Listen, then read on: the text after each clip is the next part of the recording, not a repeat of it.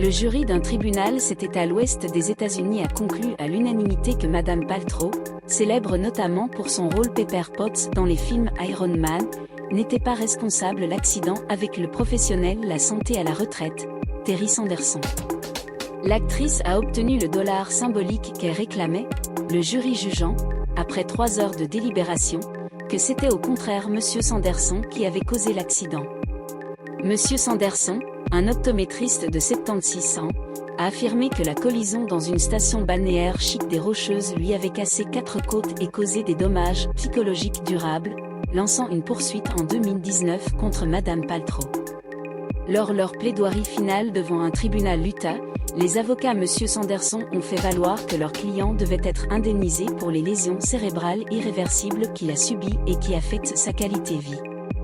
Ils demandaient au tribunal d'accorder à son client $33 pour chaque heure de la journée depuis l'accident jusqu'au décès de Terry Sanderson, qui, selon eux, pourrait avoir lieu dans 10 ans.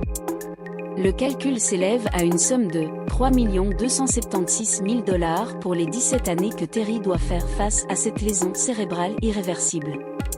Sans succès. Pour le plaisir au cœur de l'affaire, la question était de savoir quel skieur a percuté l'autre. Selon la plaignante, Gwyneth Paltrow l'a écrasé en skiant de manière dangereuse, avant de s'enfuir, le laissant inconscient. L'actrice affirme au contraire que c'est Terry Sanderson qui l'a frappé dans le dos. Il l'a frappé. Il l'a blessé, a déclaré jeudi l'avocat de l'actrice, Stephen Owens, et il lui a ensuite demandé $3 millions, juste pour s'amuser.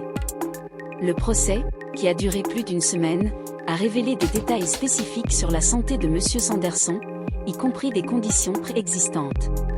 Certains membres de sa famille ont également témoigné pour décrire un homme au caractère difficile, déjà avant l'accident.